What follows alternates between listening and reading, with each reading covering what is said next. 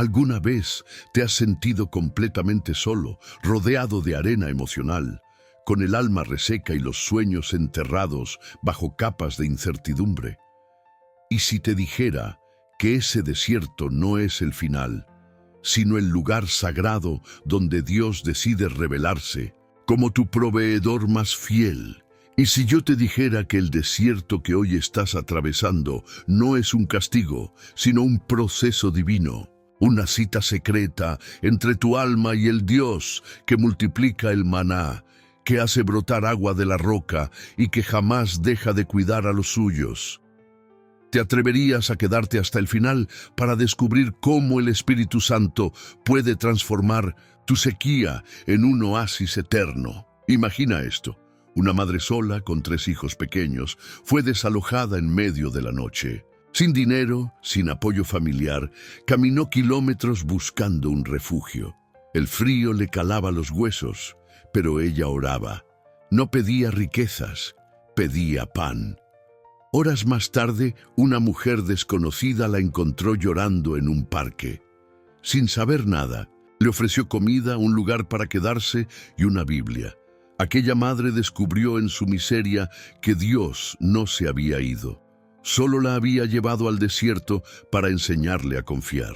Hoy, esa mujer dirige una casa de acogida para madres solteras y cada día repite con lágrimas: Él siempre proveyó. Vivimos obsesionados con la abundancia, pero ignoramos que los mayores milagros nacen da escasez.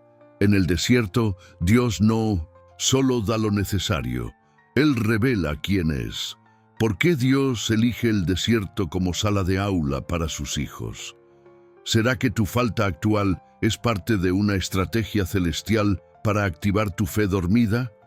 ¿Y si el maná que esperas no es material, sino espiritual, cómo lo recibirías? San Agustín escribió: Dios provee lo suficiente para todos, pero algunos no aprenden a confiar porque nunca pasaron hambre. Y en ese sentido, el desierto no es escasez, es convite.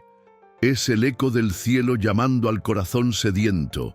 Este canal está apenas comenzando su jornada para llevar la palabra de Dios al mayor número posible de personas. Cada visualización, cada inscripción es una semilla plantada en el reino del Señor. Tu participación no es apenas un clic, sino un acto de amor que me ayuda a cumplir este llamado divino de compartir el Evangelio con aquellos que están sedientos por la verdad. Cuando te suscribes, no estás solo siguiendo un canal, te estás uniendo a una misión sagrada de transformación espiritual que puede alcanzar miles de vidas. En los próximos minutos te voy a llevar por una travesía bíblica profunda. Exploraremos cómo Dios cuida de sus hijos en medio del desierto, cómo el maná que descendió del cielo aún está disponible, cómo el agua que brotó de la roca simboliza una provisión eterna. Y al final, tú mismo reconocerás las huellas del proveedor en tu historia. Si ves hasta el final, descubrirás por qué el desierto no es una maldición, sino una oportunidad. ¿Cómo discernir la voz de Dios cuando todo parece silencio? ¿Qué hacer para activar la provisión divina en tu vida? Muchas personas, al terminar este estudio, compartieron testimonios impactantes, de puertas abiertas inesperadamente, reconciliaciones familiares, sanidades emocionales y restauración financiera. No por magia, sino porque algo cambió dentro de ellas. Aprendieron a confiar en el proveedor, no en la provisión. Antes de comenzar este estudio que puede transformar tu fe, te invito a escribir en los comentarios una frase de fe. Dios provee en mi desierto. Hazlo con convicción, no es un gesto vacío. Muchos ya compartieron frases simples en otros videos y luego escribieron contando cómo eso fue el inicio de un cambio profundo. Tu declaración escrita puede ser el comienzo de tu milagro. También te pido con amor que dejes un me gusta en este video. No es solo por mí, sino por los que aún no encontraron esta verdad. El algoritmo funciona como una red. Cuantos más me gusta, más personas en necesidad emocional o espiritual reciben esta palabra. Tú puedes ser el instrumento que conecte una vida en ruinas con la voz del cielo. Y escribe también paz en Cristo como una señal de que estás con nosotros en esta jornada espiritual. Muchos que escribieron eso sintieron paz real horas después. Algunos testificaron que esa simple frase en los comentarios los ayudó a tomar decisiones cruciales. Hay poder cuando nos unimos en propósito. Prepárate, porque lo que está por venir no es solo un estudio bíblico. Es una travesía de revelación, un despertar espiritual. Si te quedas hasta el final, entenderás que no necesitas más cosas. Solo necesitas recordar quién es tu Dios. Capítulo 2. El desierto. Ese lugar seco, vasto, donde el viento parece llevarse hasta la última esperanza. Pero, ¿qué pasa si el desierto no es un lugar de abandono, sino el escenario escogido por Dios para formar profetas, levantar líderes y revelar su gloria más íntima? Cuando el pueblo de Israel fue liberado de Egipto, no fue llevado directamente a la tierra prometida. Dios los condujo intencionalmente por el desierto. ¿Por qué? Porque antes de entregarles bendición, Él quería enseñarles dependencia. La libertad física fue inmediata, pero la libertad espiritual, esa se forja con hambre, con sed, con noches de incertidumbre bajo las estrellas. Porque solo en el silencio del desierto aprendemos a distinguir la voz de Dios de la voz de nuestras ansiedades. Imagínalo, cada mañana el pueblo despertaba con una pregunta en el pecho: ¿habrá maná hoy? Y cada mañana Dios respondía. Él fielmente, no con excesos, con lo necesario, ni más ni menos. ¿Por qué? Porque Él no quiere que vivas dependiendo de la provisión, sino del proveedor. Muchos hoy piden pan, pero no quieren el proceso. Piden milagros, pero temen la escasez que los provoca. Pero no hay provisión sin desierto. No hay gloria sin quebrantamiento. No hay profundidad sin despojo. Tal vez tú estás pasando por un momento donde todo parece desmoronarse. Las puertas que esperabas no se abrieron. Las personas en quienes confiabas te abandonaron. Tus fuerzas están menguando y te preguntas: ¿dónde está Dios? ¿Acaso me ha olvidado? No, Él no te ha olvidado. Te está enseñando a caminar con Él sin depender de Egipto. Porque Egipto representa lo conocido, lo cómodo. Incluso si eso significa esclavitud, pero el desierto representa el lugar donde tus ídolos internos son derribados y solo queda Él. Y cuando solo queda Dios, ahí descubres que Él es suficiente. Mira este pasaje: y te afligió, y te hizo tener hambre, y te sustentó con maná, para hacerte saber que no solo de pan vivirá el hombre, sino de todo lo que sale de la boca de Jehová. Deuteronomio 8:3. ¿Lo entiendes? El hambre fue intencional, el maná didáctico. Todo formaba parte de un proceso pedagógico celestial. Dios no estaba castigando al pueblo, estaba enseñándoles a confiar. Hoy, muchos cristianos han perdido la capacidad de confiar. Quieren bendiciones inmediatas, pero rehúsan cruzar el desierto. Quieren un Dios proveedor, pero no aceptan los métodos del cielo. Olvidan que el mismo Dios que permitió el hambre, también mandó el pan. Que el mismo que permitió la sequía, también hizo brotar agua de la roca. Que el mismo que dejó que se sintieran perdidos, fue quien los guió con columna de fuego y nube de día. Tú no estás siendo castigado, estás siendo probado. Y la prueba no es para Dios, es para ti, para que tú veas de qué estás hecho, para que tú descubras lo que hay en tu corazón. Jesús también fue llevado al desierto por el Espíritu, no por el diablo, no por sus enemigos, por el Espíritu. ¿Y sabes qué pasó allá? Fue tentado, sí, pero también fue fortalecido, ministrado por ángeles, preparado para su ministerio. ¿Y tú? ¿Estás huyendo del desierto o abrazándolo? Como la escuela divina de formación. Muchos de los que hoy predican con poder lloraron en silencio en el desierto. Muchos de los que hoy multiplican pan para otros pasaron por su propio ayuno involuntario. Muchos de los que hoy tienen palabras de vida, un día solo tuvieron silencio. Y tú, que ahora estás aquí, con el corazón abierto, sediento, tal. ¿Ves? Esta palabra no llegó por casualidad. Tal vez este video es tu maná de hoy. Tal vez Dios quiso que lo vieras para recordarte, no estás solo. Yo sigo aquí. Yo sigo proveyendo. Cierra los ojos un instante. Respira. Escucha el susurro del cielo. Ese vacío que sientes no es señal de abandono, sino de preparación. Esa necesidad que aprieta tu pecho no es señal de castigo, sino de construcción, porque solo en la escasez se revela la abundancia verdadera. Dios no quiere darte cosas, quiere darte a Él mismo, y en el desierto Él se revela como lo único necesario. Capítulo 3. El pan del cielo y la ansiedad del alma. ¿Alguna vez has sentido que estás caminando por un desierto emocional, donde cada día parece igual al anterior y la esperanza se evapora como el rocío bajo el sol ardiente? En esos momentos, el alma clama por respuestas, pero el cielo parece guardar silencio.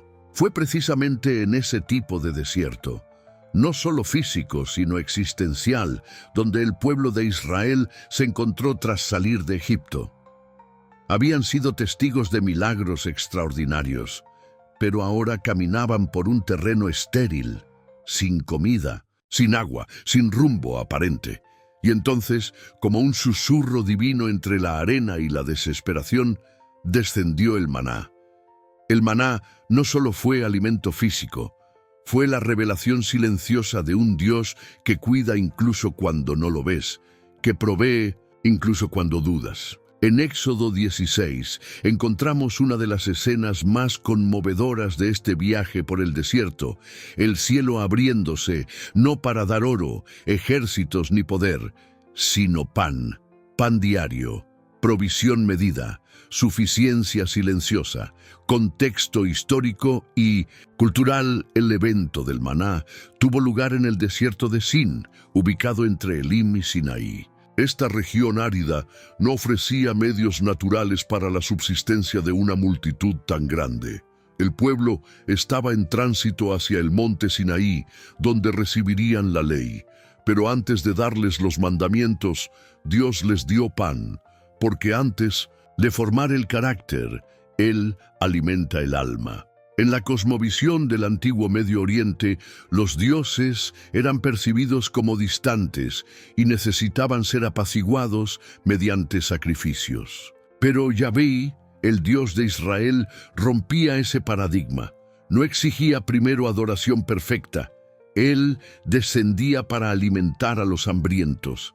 En una cultura donde el pan era símbolo de sustento, el acto de Dios de enviar maná cada mañana era una declaración poderosa. Yo soy tu sustento, yo soy tu porción. La palabra maná proviene del hebreo man-akba, manhu, que literalmente significa ¿qué es esto? Esta expresión muestra tanto la sorpresa como la confusión del pueblo. El maná no tenía precedentes, era un fenómeno completamente nuevo. La raíz de la palabra en hebreo también puede relacionarse con el concepto de regalo o provisión divina inexplicable. En el griego de la Septuaginta se traduce como mana, manteniendo su carácter enigmático. Algunas traducciones modernas tratan de describirlo como una sustancia parecida a la escarcha o al cilantro, pero su misterio permanece. Era un símbolo del alimento espiritual que solo el cielo podía otorgar. ¿Cómo se ve el maná en tu vida actual? En medio de la incertidumbre laboral, ¿has notado cómo, de alguna forma inesperada, logras cubrir lo esencial? Ese es tu maná. Cuando una palabra de consuelo llega justo en el momento de mayor ansiedad, ahí está el pan del cielo. La fuerza inexplicable que te levanta al amanecer tras una noche de llanto. Maná, el abrazo de alguien que no sabía lo roto que estabas. Pan celestial en forma humana. Esa canción, ese versículo, esa palabra que llega como agua en tierra seca, alimento divino para el alma sedienta. Imagina que cada mañana te despertaras y hubiera una carta escrita por Dios mismo sobre tu mesa, no explicando todos los misterios, pero sí diciéndote: estoy contigo, aquí está lo que necesitas para hoy. Eso fue el maná. El maná era como el susurro del cielo entre el ruido de la ansiedad. Suave, constante, suficiente. Es como un padre que, aunque el hijo no entienda sus caminos, cada día deja una ración exacta de comida en su mochila escolar. El niño puede no comprender el porqué del viaje, pero nunca le faltará el sustento. Preguntas reflexivas. ¿Estás reconociendo el maná de cada día o esperas una provisión que se ajuste a tus deseos, no a tus necesidades? ¿Qué cosas estás ignorando por considerarlas pequeñas? ¿Estás esperando grandes milagros mientras desprecias lo cotidiano?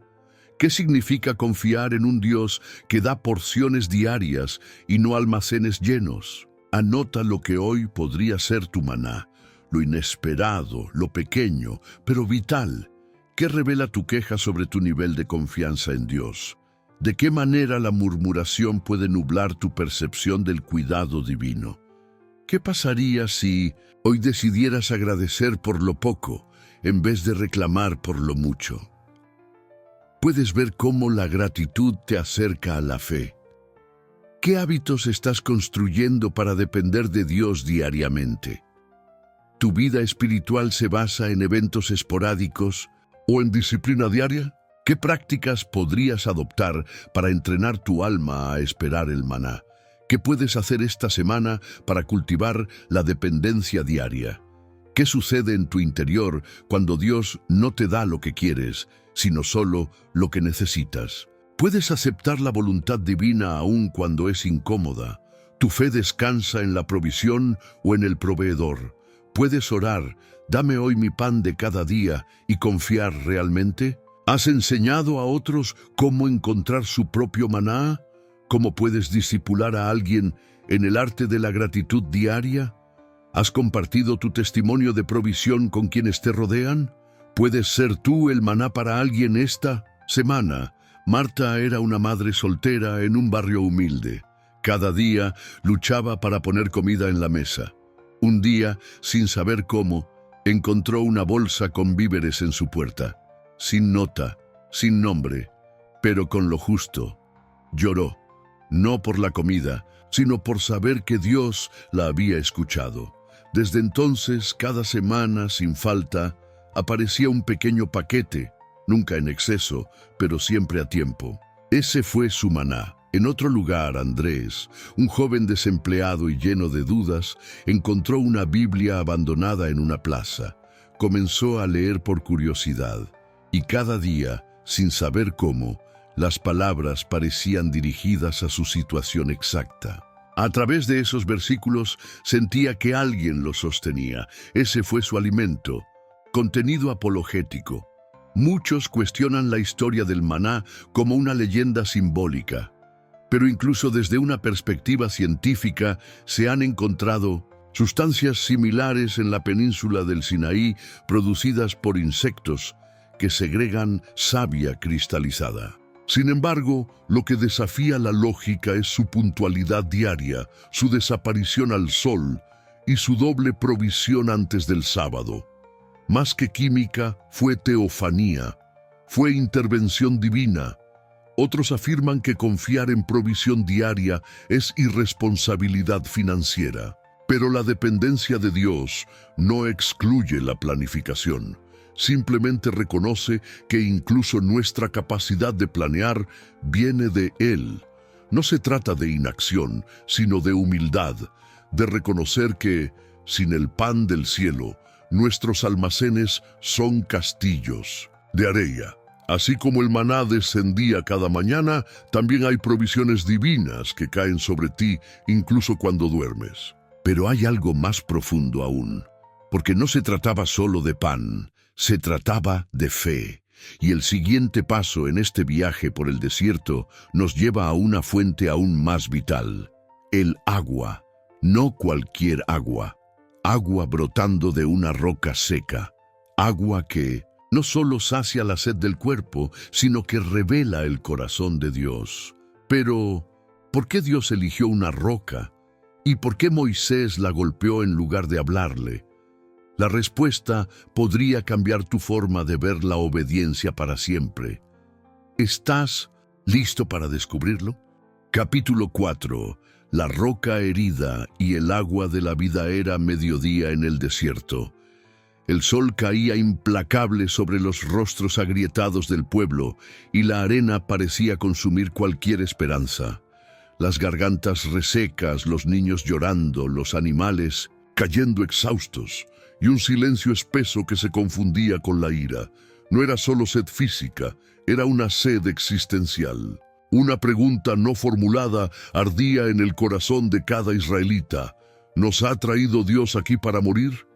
En medio de esa desesperación, Moisés, envejecido no por los años, sino por la carga de un pueblo que no sabía esperar, se arrodilla. Eleva su mirada al cielo no en queja, sino en súplica muda. El pueblo no necesita palabras, necesita agua, pero lo que ocurre a continuación no solo resolverá la necesidad inmediata, revelará una herida sagrada. Dios le dice a Moisés: toma la vara y golpearás la roca. Y así, en Horeb, entre el polvo y la desesperanza, una piedra se parte, y de su interior, como si el corazón del cielo mismo hubiese sangrado, brota agua. Agua que corre entre los pies de los incrédulos, agua que calma el clamor del pueblo, agua que sin entenderlo los bautiza en una revelación. Dios no solo está presente, Dios está herido por amor. Moisés golpeó la roca, pero la roca era Cristo. En la profundidad de este acto hay un misterio eterno, porque aquella roca herida es una sombra profética de algo mayor. En 1 Corintios 10:4, Pablo escribe: y la roca era Cristo. ¿Qué significa esto? Que en el desierto, siglos antes del Gólgota, ya se anunciaba la cruz. Cristo, la roca viva, sería herido para que tú tuvieras vida, no vida ordinaria, vida eterna, agua viva. La gente vio un milagro, pero no entendió que la roca, al ser golpeada, prefiguraba a un Mesías que sería herido, maltratado y despreciado, para que fluyera el agua del Espíritu. Y esa agua aún corre hoy, no desde una montaña, no desde una piedra física, sino desde el costado traspasado de un Salvador que eligió quebrarse antes que dejarte morir de sed. Pero ¿por qué Dios eligió una roca? ¿No había otra fuente? ¿No era más lógico un oasis, una nube de lluvia, un arroyo escondido? No, porque Dios no solo provee, Él enseña, Él revela, Él transforma lo ordinario en sagrado, y al hacer brotar agua de una roca, destruye nuestras expectativas humanas. Nos muestra que incluso lo más duro, lo más cerrado, lo más imposible, puede ser fuente de vida si está en sus manos. El pueblo bebió, pero su sed era más profunda que la física. Era la sed del alma que no ha aprendido a confiar, y esa sed no se calma con agua, sino con fe. ¿Qué sed estás llevando hoy en tu corazón? Sed de justicia, de consuelo, de sentido, de propósito. Tal vez estás frente a tu propia roca seca. Tal vez estás golpeándola con desesperación, esperando que algo se abra. Tal vez estás gritando, como Moisés: ¿qué haré con este pueblo? ¿O contigo mismo? Hay algo más.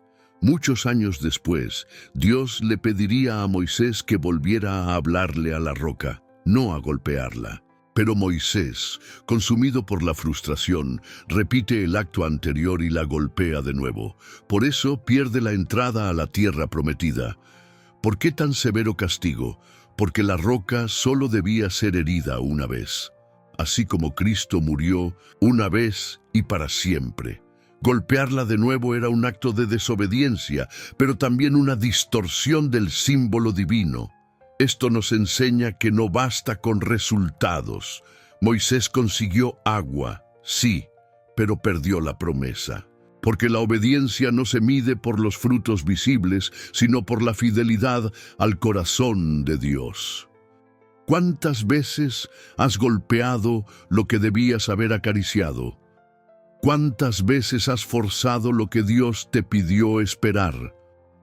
¿Cuántas veces el resultado te engañó, haciéndote creer que estabas en el camino correcto? Cristo, la roca herida, fue quebrado para que tú no tuvieras que vivir seco. Y sin embargo, muchos caminan por la vida como si no hubiese agua, como si el sacrificio no hubiese ocurrido, como si el manantial eterno estuviera cerrado. Pero Él sigue brotando, en cada perdón que no mereces, en cada abrazo después del pecado, en cada oración respondida en la madrugada, en cada lágrima que Él recoge sin que tú lo notes. La roca sigue abierta, la herida sigue fluyendo y la sed solo desaparecerá cuando bebas de Él. ¿Y si hoy dejaras de buscar tus propias fuentes? ¿Y si te postraras ante la roca y simplemente dijeras, «Tengo sed», porque fue esa la frase que Cristo pronunció en la cruz antes de entregar el Espíritu? Tengo sed. Pero no era solo una expresión física, era un eco del desierto. Era el Hijo de Dios tomando sobre sí todas nuestras sequías, todas nuestras ausencias, todos nuestros vacíos, para llenarnos con su plenitud. No necesitas ser fuerte, solo necesitas tener sed. Y la promesa es esta: el que tenga sed, venga a mí y beba. ¿Puedes escuchar el murmullo del agua corriendo desde el Calvario? ¿Puedes ver tu alma seca ablandarse? Con su amor, puedes aceptar que no necesitas entender, solo confiar, porque en el silencio del desierto la roca aún habla, y su voz tiene forma de agua. Capítulo 5. El maná oculto y la memoria del cielo A. La mañana siguiente, cuando el sol apenas comenzaba a dorar las dunas del desierto, algo extraño cubría el suelo. No era polvo, ni arena, ni escarcha. Era algo que el pueblo nunca había visto antes. Pequeño, redondo, como escamas, suave al tacto. Los israelitas confundidos preguntaron, «¿Manhu?», que en hebreo significa «¿Qué es esto?». Y así quedó el nombre maná. No sabían que esa sustancia que parecía insignificante era pan caído del cielo, un alimento que no solo sustentaría sus cuerpos, sino que sería un recordatorio diario de la fidelidad de Dios.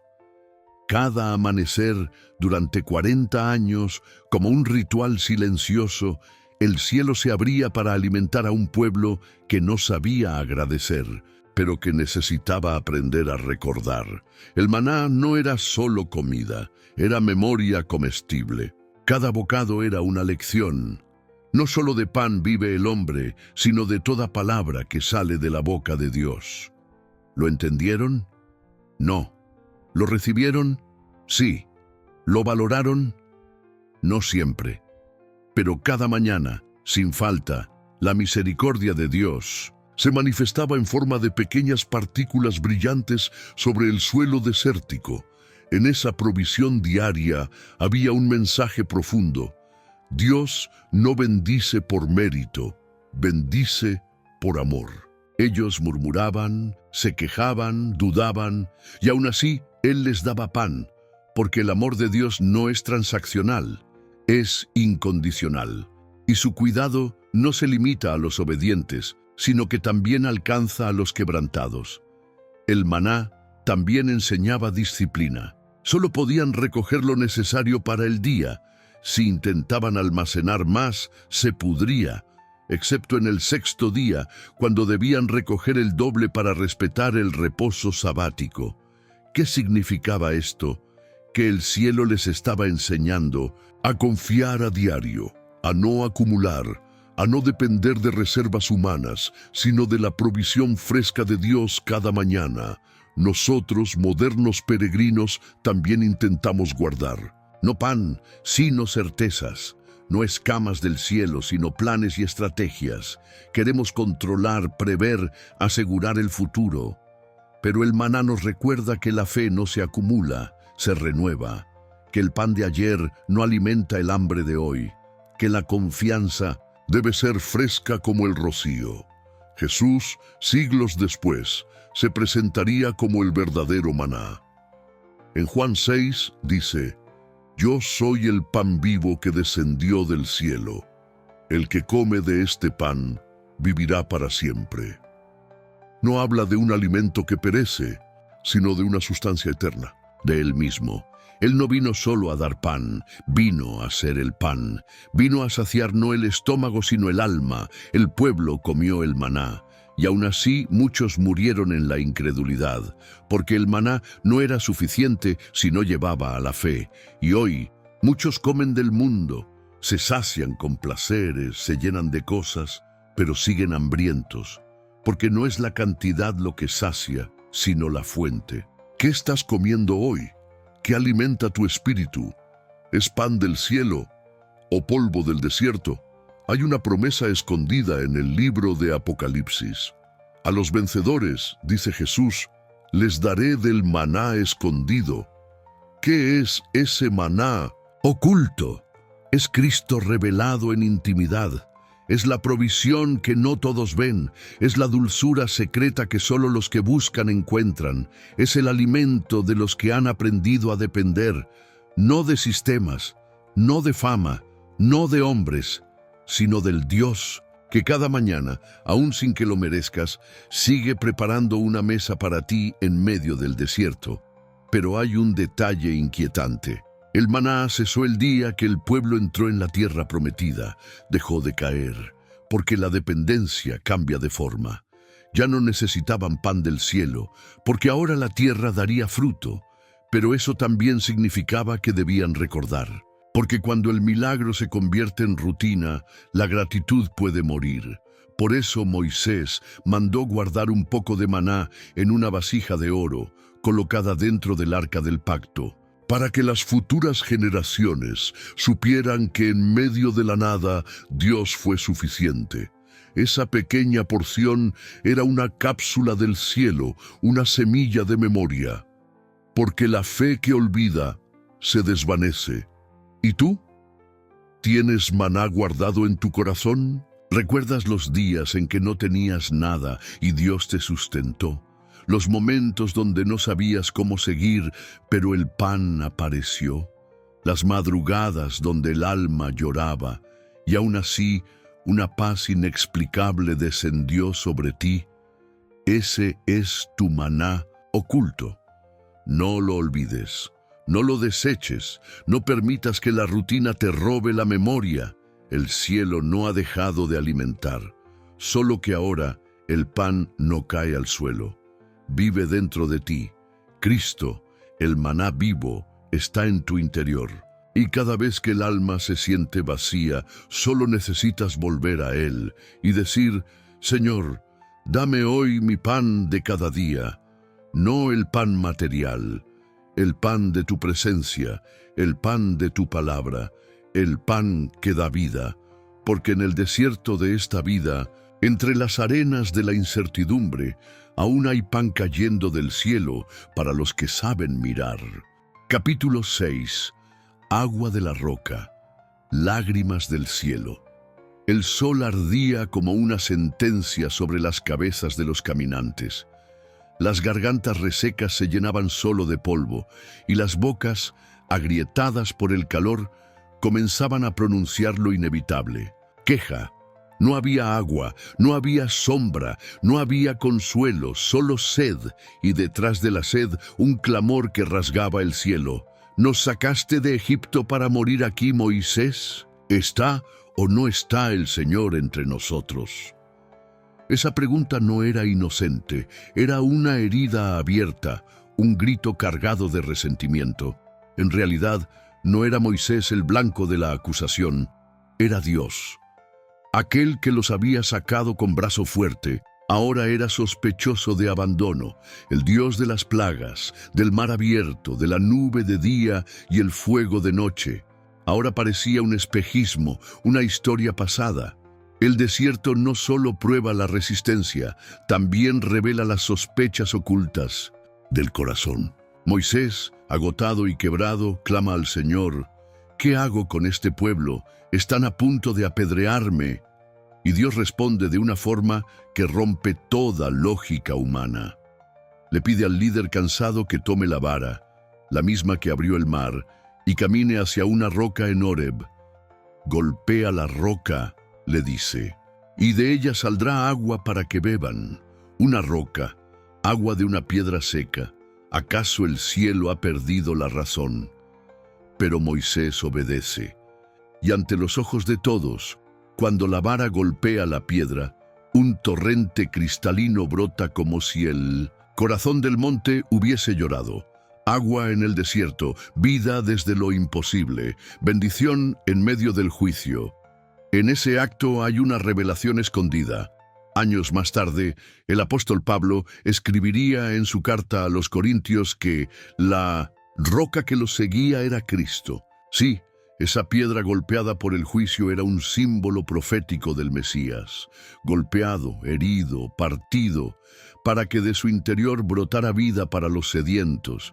Cristo, como la roca, fue herido, crucificado, y de su costado abierto no solo brotó sangre, sino agua, agua viva, agua que no sacia por un día, sino para siempre, agua que limpia, que renueva, que consuela. Agua que cae como lágrimas del cielo sobre un mundo quebrado. Pero no todos beben de esa fuente. Muchos siguen buscando pozos humanos, cisternas rotas que no retienen agua, vidas secas, religiones huecas, logros vacíos. Caminamos entre oasis artificiales, ignorando que hay una roca eterna, dispuesta a ser golpeada una vez más por nuestra incredulidad. Y aún así, darnos de beber. El problema de Israel no era solo la sed, era el olvido, el corazón endurecido, el alma amnésica. Por eso el lugar donde ocurrió el milagro fue llamado Masá y Meribá, nombres que significan prueba y contienda. Porque allí, en lugar de adorar, dudaron, en lugar de recordar, discutieron, en lugar de confiar, exigieron. ¿Y no somos nosotros iguales? Dios ha hecho llover maná, ha abierto caminos donde no había, ha provisto en la escasez, ha sanado, ha restaurado. Pero ante una nueva crisis, lo olvidamos todo, nos volvemos jueces del cielo, condenamos a Dios por tardar y exigimos que vuelva a demostrar su amor, como si la cruz no hubiera sido suficiente evidencia. Y sin embargo, Él vuelve a abrir la roca. Vuelve a ofrecernos agua, vuelve a darnos consuelo, no porque lo merezcamos, sino porque Él no puede negarse a sí mismo, porque en su esencia Dios es proveedor, no solo de pan, sino de agua, no solo de sustento, sino de vida, y donde la muerte amenaza, Él abre una fuente, hay algo más profundo aún. En otro momento, ya más adelante en la travesía, Dios le pedirá a Moisés que hable a la roca en vez de golpearla. Pero Moisés, enfurecido, vuelve a herirla. Y por eso no entra en la tierra prometida. ¿Por qué fue tan grave? Porque la roca Cristo solo debía ser herida una vez. Luego de su sacrificio no hay más necesidad de violencia, solo de palabra, solo de fe, solo de hablar. Nosotros muchas veces seguimos golpeando a nosotros mismos, a los demás, a Dios. Pensamos que el acceso al agua se gana con esfuerzo, con sacrificio, con mérito, pero la roca ya fue herida, ya fluyó el río. Ahora solo necesitas acercarte y beber. En el Apocalipsis, el espíritu y la esposa claman, ven. Y el que tiene sed, venga. Y el que quiera, tome del agua de la vida gratuitamente. Gratuito, sin precio, sin mérito, solo por gracia. Agua viva para almas sedientas. Tal vez hoy te encuentras en un desierto emocional. Quizá tu alma está reseca. Tus lágrimas se han secado y dudas si Dios aún está contigo. Recuerda la roca, recuerda el agua, recuerda que aún en los lugares más áridos Él es capaz de abrir fuentes. Que aun cuando todos te abandonen, hay un manantial escondido.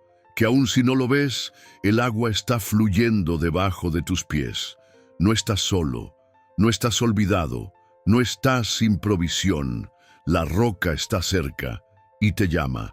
No te exige, no te acusa, no te juzga.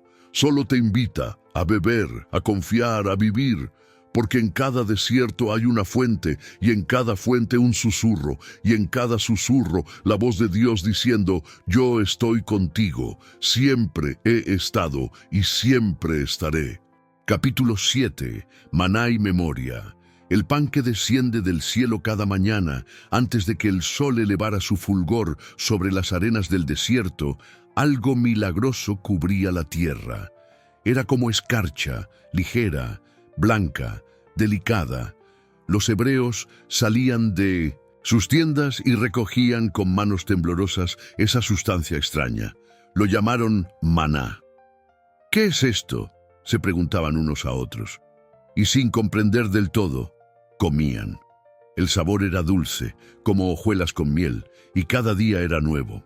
Ni más ni menos de lo necesario, ni ayer ni mañana, solo hoy. Así es como Dios enseñó al pueblo a depender, no del trabajo humano, no de las reservas acumuladas, no del control o la previsión, solo de Él. El maná no fue solo alimento físico, fue un acto pedagógico divino.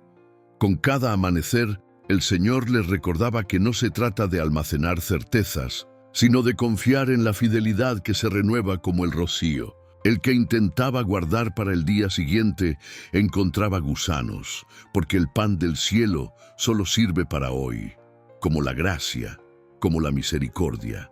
Los años pasaban, la arena se hacía rutina, las ropas no se desgastaban, los pies no se hinchaban, y aún así, muchos olvidaban que todo eso era milagro. ¿Cómo puede el corazón humano acostumbrarse a lo sobrenatural? ¿Cómo es posible que lo extraordinario se vuelva invisible cuando se repite? Porque el verdadero desierto no es el geográfico, sino el de la memoria. El maná hablaba a diario, pero ellos no escuchaban. Les decía, Dios cuida de ti, aun cuando tú no lo merezcas, aun cuando tú no lo veas, aun cuando tú lo olvides. Y sin embargo, comenzaron a despreciar el pan del cielo. Lo llamaron insípido, lo maldijeron en sus pensamientos, lo compararon con los banquetes egipcios que en realidad eran cadenas disfrazadas. ¿Cuántas veces nosotros hemos hecho lo mismo? Dios nos sostiene en lo oculto, en lo simple, en lo cotidiano. Pero ansiamos los brillos del mundo, lo que esclaviza, pero entretiene, lo que embriaga, pero mata. Nos quejamos del pan de cada día mientras soñamos con cebollas de Egipto. Olvidamos que lo que nos mantiene vivos no es lo que queremos, sino lo que Dios sabe que necesitamos. El maná no tenía nombre porque su propósito era señalar hacia alguien mayor. Era sombra de lo que habría de venir, porque un día, en otra parte del desierto, en una colina solitaria, otro pan sería partido. No bajaría del cielo como escarcha, sino como sangre. No se corrompería con los gusanos, sino que vencería la muerte. Y ese pan eterno no saciaría solo el estómago, sino el alma. Cristo, el verdadero maná, no dado por Moisés, sino por el Padre. Él es el alimento que no caduca, el pan que llena los vacíos que el maná no podía. El pan que no solo se recibe, sino que transforma al que lo come. Entonces el desierto se convierte en altar, Porque donde hay hambre hay oportunidad de saciedad eterna, donde hay vacío hay espacio para que Dios se revele. Y cada mañana, cuando abrimos los ojos y respiramos, el maná está ahí, en formas que tal vez no reconocemos, en una palabra que consuela, en una provisión inesperada, en la paz que no tiene lógica. El maná sigue cayendo, no siempre en forma de escarcha, a veces en forma de silencio, o de lágrima, o de fortaleza que no sabíamos que teníamos. ¿Lo ves? ¿Lo recoges o pasas de largo porque esperabas otra cosa? El pueblo de Israel caminó 40 años alimentado por un milagro diario, pero más que alimentar su cuerpo, Dios quería enseñarles a recordar, porque quien recuerda, permanece. Quien olvida, repite el mismo ciclo de esclavitud. El maná era la voz silenciosa de Dios diciendo: estoy aquí, siempre he estado, siempre estaré. ¿Y tú? ¿Has olvidado de dónde viene tu pan? Capítulo 8. El agua de la roca. Cuando Dios golpea lo imposible, el sol se alzaba como una sentencia sobre las cabezas del pueblo. Las gargantas secas ya no podían formar palabras. El polvo del camino se pegaba a los labios. No había agua. Otra vez el desierto se mostraba como un verdugo cruel. El pueblo murmuraba, la desesperación crecía como una ola oscura. ¿Acaso Dios los había traído hasta allí para morir?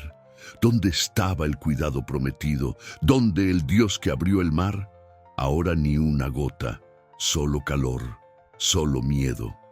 Moisés, envejecido por el peso del pueblo, se postró ante Dios. El clamor ya no era solo de los hebreos, era suyo también. Y fue entonces cuando la instrucción llegó, sencilla y extraña: golpea la roca, una roca, un símbolo de lo duro, de lo cerrado, de lo estéril. Golpear una piedra para obtener agua era en apariencia absurdo, pero ese es el lenguaje de Dios, milagros escondidos en lo imposible. Y Moisés, obediente, tomó la vara, el mismo instrumento que había dividido las aguas, que se había vuelto serpiente, que había humillado al faraón. Con ella golpeó la roca y brotó agua, líquida, fresca, abundante, no unas gotas, sino ríos. Un torrente en medio del desierto. La piedra que no tenía vida se convirtió en manantial. Lo que parecía inútil fue la fuente de la bendición. Dios había respondido no con explicaciones, sino con provisión, porque en el reino de los cielos la lógica cede ante la fe. La roca no fue golpeada por castigo, sino por redención.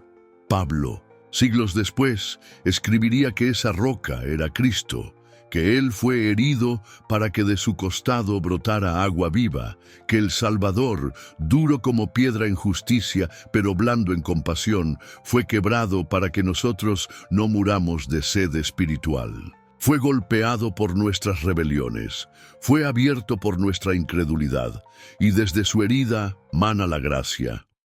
Este episodio no es solo historia, es profecía. ¿Cuántas veces en nuestros desiertos personales golpeamos con preguntas al cielo? ¿Dónde estás, Dios? ¿Por qué no me respondes? ¿Por qué me trajiste hasta aquí? Y no entendemos que la roca que parece muda está a punto de abrirse, que el milagro se esconde justo donde ya no creemos, que el agua corre detrás de la fe que obedece sin comprender. Pero atención, hubo una segunda vez. En otro momento el pueblo tuvo sed, y Dios dijo a Moisés que hablara a la roca, no que la golpeara. Moisés, impulsado por la ira, la golpeó de nuevo, y aunque el agua fluyó, Dios se dolió, porque Cristo solo sería herido una vez. Lo que debía hacerse con palabra, se hizo con violencia. Y Moisés, el fiel siervo, no entró en la tierra prometida. Hay momentos para clamar y momentos para confiar. La fe no siempre empuña la vara, a veces solo habla, porque la roca ya fue golpeada, ya no es tiempo de herir, sino de beber. Y tú, que caminas por tu propio desierto, ¿puedes ver la roca que te acompaña?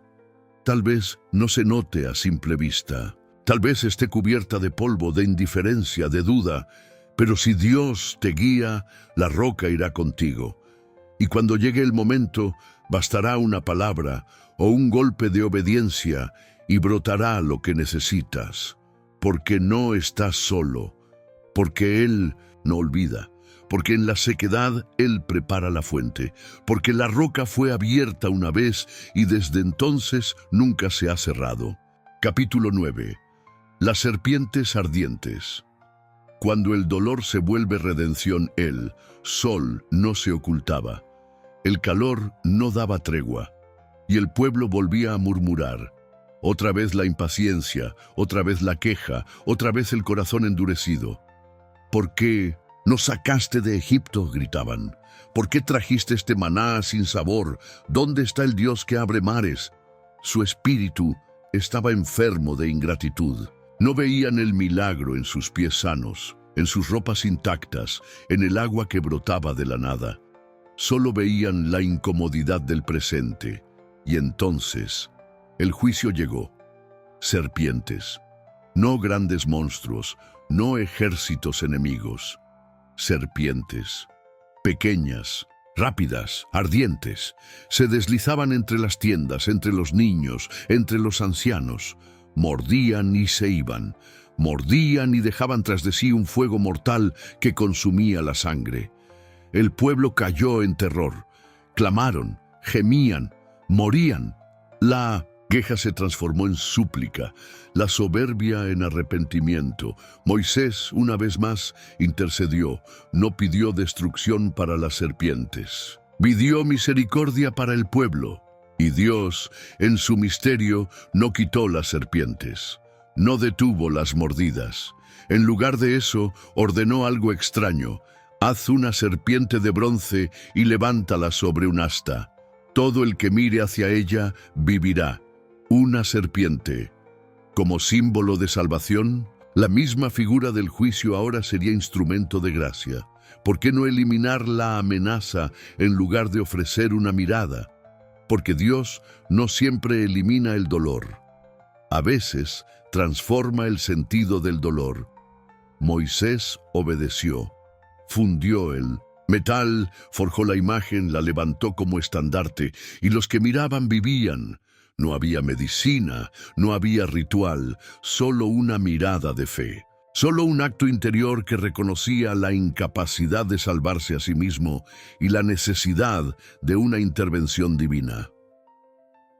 Años más tarde, en una conversación nocturna, un maestro diría a un fariseo: así como Moisés levantó la serpiente en el desierto, así es necesario que el Hijo del Hombre sea levantado. Juan 3:14. Cristo, el inocente, se hizo semejante al culpable. Fue levantado como señal, no de juicio, sino de salvación. Se convirtió en pecado sin haber pecado. Se hizo serpiente de bronce para sanar a los envenenados por el veneno antiguo del Edén. Su cruz es el asta, su cuerpo el símbolo y su mirada la vida. No hay antídoto humano para el pecado, solo la cruz. ¿Cuántas veces hemos sentido las mordidas invisibles del alma, el veneno de la culpa, del odio, del miedo, de la desesperanza? Nos arrastramos, nos escondemos, nos mordemos unos a otros. Pero hay una cruz erguida en el horizonte y solo necesita ser mirada con fe, no entendida, no explicada, solo mirada, como quien sabe que ya no tiene fuerza, como quien sabe que solo un milagro puede salvar. El pueblo miró y vivió, no porque la serpiente tuviera poder, sino porque obedecieron al Dios que transforma el juicio en redención. ¿Y tú, dónde estás mirando cuando duele? ¿Hacia tus heridas, hacia tus errores, hacia los que te fallaron, o hacia aquel que fue levantado por ti? En el desierto, las serpientes siguen mordiendo, pero la cruz sigue en pie, y cada vez que la oscuridad Se cierra cada vez que el fuego del veneno arde en el pecho. Hay una voz suave que dice, mira, solo mira, y vivirás. Capítulo 10. La nube y el fuego. La presencia que no abandona el pueblo de Israel en medio de su caminar errante tenía algo que ningún otro pueblo sobre la tierra poseía. Una guía visible, constante, sagrada. Durante el día, una nube se alzaba sobre el tabernáculo como columna viva. De noche, esa misma presencia se volvía fuego, iluminando las tinieblas, calentando la fría inmensidad del desierto. No era símbolo, no era poesía. Era Dios, acampando con su pueblo. La nube no solo mostraba dirección, mostraba compañía. No era un mapa, era un corazón latente. No era un recurso, era una relación. Era la certeza de que no estaban solos, de que incluso cuando se perdían en su interior, había una luz que los rodeaba. Cuando la nube se detenía, ellos acampaban. Cuando la nube se movía, ellos partían. No importaba si era cómodo, si estaban cansados, si era de noche o de día. Su ritmo ya no era dictado por la lógica humana, sino por el compás del cielo. Así los enseñaba Dios, a esperar cuando deseaban avanzar y a caminar cuando querían quedarse. Pero como siempre, el corazón humano lucha con el control, porque es más fácil seguir un plan que seguir una presencia. Es más cómodo tener certezas que depender. ¿Cuántos se preguntaron en silencio si esa nube los llevaría al abismo? ¿Cuántos dudaron del fuego cuando parecía desorientarlos en la oscuridad? Y sin embargo, la presencia nunca falló. A veces, la nube cubría el campamento durante días, semanas, incluso meses, y parecía que Dios se había olvidado, pero no. Él sabía lo que había más allá. Sabía que moverlos antes de tiempo sería destruirlos. Y otras veces la columna se alzaba en medio de la noche como un susurro divino. Levántate, es hora. Y entonces, con mochilas en la espalda y niños en brazos, caminaban. No porque entendieran, sino porque confiaban. Así se aprende a caminar con Dios, no preguntando ¿por qué?, sino diciendo sí. La nube y el fuego son figuras del Espíritu, del Dios que no habita en altares lejanos, sino en medio del campamento, del Dios que no se limita a hablar desde el cielo, sino que desciende para vivir con los suyos. Es el Emmanuel del Antiguo Testamento, el Dios con nosotros en forma de bruma y llama. Y aún hoy, Él guía, no con mapas, sino con susurros, no con certezas, sino con presencia. Porque no somos guiados por instrucciones frías, sino por una relación viva. ¿Cuántas veces hemos querido que Dios nos diga todo el camino, cuando Él solo nos muestra el siguiente paso? ¿Cuántas veces exigimos claridad, cuando Él ofrece compañía? La nube se movía, y eso bastaba. ¿Y tú? ¿Estás dispuesto a quedarte cuando la nube se detiene, aunque tu corazón quiera correr? ¿Estás listo para moverte cuando el fuego se eleva, aunque el miedo te susurre que no es el momento? Caminar con Dios es rendirse a su tiempo, a su ritmo, a su voluntad. Es confiar que la nube sabe más que tú, que el fuego ve más lejos que tus ojos, que la presencia vale más que el destino, porque en el desierto lo más valioso no es llegar, es no estar solo en el camino. Y si la nube está contigo, entonces el desierto se vuelve hogar. Capítulo 11. La tierra prometida a las puertas. Entre la fe y el temor, después de años de pasos sobre arena ardiente, de noches bajo cielos estrellados y días de sed y maná, el pueblo de Israel llegó al borde de su destino. Frente a ellos, más allá del río Jordán, se extendía la tierra que Dios les había prometido, la tierra que fluía leche y miel, la herencia de Abraham, el sueño tantas veces repetido, tantas veces dudado, y sin embargo, no celebraron. En lugar de marchar, con confianza pidieron espiar. 12 hombres fueron enviados, uno por cada tribu, para observar la tierra. para evaluar, para calcular, para decidir si el Dios que los había sostenido era también capaz de cumplir su palabra. Los espías volvieron y la noticia fue devastadora. Es cierto, la tierra es fértil, los frutos son enormes, pero hay gigantes. Las ciudades están fortificadas, somos como langostas ante ellos. 10 de los 12 habían olvidado todo lo vivido. Vieron los muros, pero no recordaron el mar abierto. Vieron los gigantes, pero no recordaron las serpientes vencidas. Vieron su debilidad, pero no recordaron la nube y el fuego. Solo 2 hombres hablaron con fe, Josué y Caleb. No negaron los desafíos, no minimizaron los obstáculos, pero dijeron algo que los otros no pudieron decir. Si el Señor se agrada de nosotros, Él nos entregará esa tierra. Y aquí se reveló el corazón del pueblo. No fue el desierto lo que impidió su entrada a la promesa. Fue el temor, la incredulidad, la esclavitud del alma que no puede confiar aunque haya visto milagros.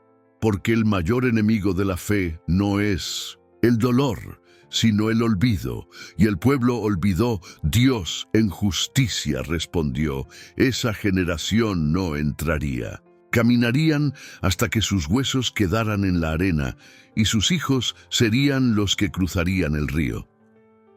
La promesa no falló, pero ellos sí. El Jordán quedó ante sus ojos como una herida abierta, una oportunidad perdida, una advertencia eterna, porque el reino de Dios no es alcanzado por la fuerza, ni por la astucia, ni por la herencia, es recibido por la fe, por esa fe que dice, aunque haya gigantes, si Dios está conmigo, nada me falta. ¿Y tú estás al borde de una promesa? Tal vez llevas años caminando, tal vez has soportado desiertos, serpientes, silencios, y ahora estás cerca. Puedes ver el cumplimiento, pero también los gigantes. Puedes oler la miel, pero también oír los gritos de los muros que se levantan. ¿Qué voz vas a escuchar? ¿La voz del miedo que dice, no puedes? ¿O la voz del espíritu que susurra, yo estaré contigo? La tierra prometida no es solo un lugar, es una postura del alma, es decir, sí cuando todo grita no. Es avanzar cuando los cálculos no dan, es creer cuando nadie más lo hace. Dios todavía lleva a su pueblo a promesas, todavía guía por desiertos, todavía permite que veas gigantes, no para desanimarte, sino para mostrarte que Él es más grande y cada vez que el río se abre, lo hace para aquellos que tienen un corazón como el de Josué y Caleb, un corazón que recuerda, un corazón que cree, porque la promesa está allí y no se trata de merecerla, se trata de confiar en aquel que la dio. Capítulo 12. El último paso. El río que divide el desierto del destino el desierto quedaba atrás. Sus arenas, sus noches interminables, sus murmullos, sus lecciones. Ante el pueblo se extendía un nuevo umbral, el Jordán. Aguas que no eran tan profundas, pero sí definitivas.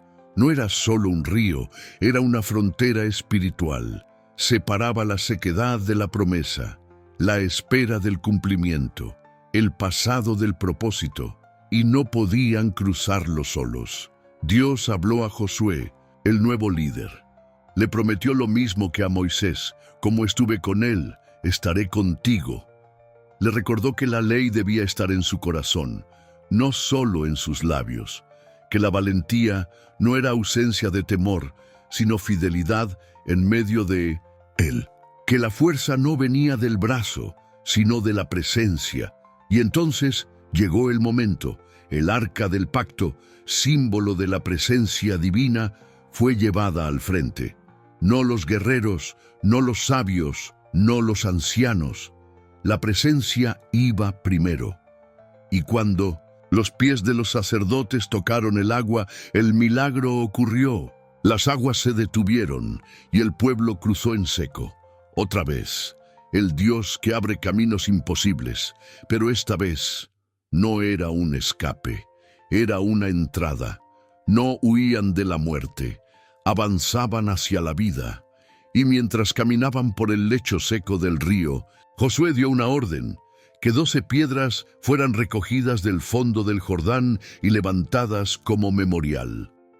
Una por cada tribu, una por cada historia, una por cada herida y victoria.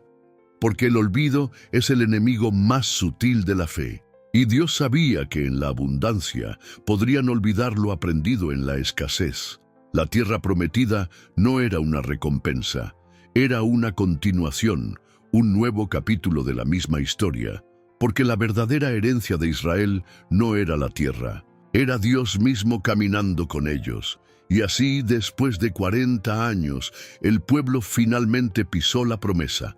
No porque fueran fuertes, no porque fueran fieles, sino porque Dios lo había prometido, porque su fidelidad no depende de la nuestra, porque Él es proveedor, incluso cuando no entendemos, incluso cuando nos rebelamos, incluso cuando dudamos. El desierto fue un lugar de dolor, pero también de revelación. Allí aprendieron quién era su Dios. Allí vieron que el pan caía del cielo, que el agua brotaba de la roca, que las serpientes ardientes no eran el fin, que la nube y el fuego no los dejaban. Allí supieron que Dios no solo los sacó de Egipto, también quería sacar a Egipto de ellos. ¿Y tú? ¿En qué parte del camino estás?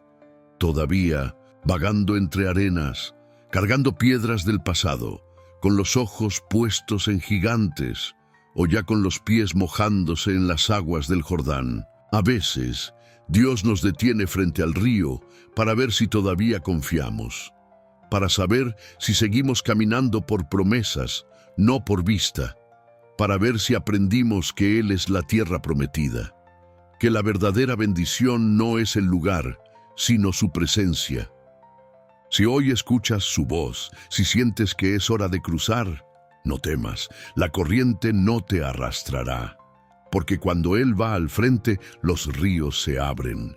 Y al otro lado, no solo te espera una tierra, te espera una vida nueva, te espera el cumplimiento, te espera el Dios que nunca te dejó, el mismo que estuvo contigo en la esclavitud, en el desierto, en la duda, en la noche, el mismo que ahora dice, avanza, es tiempo de entrar.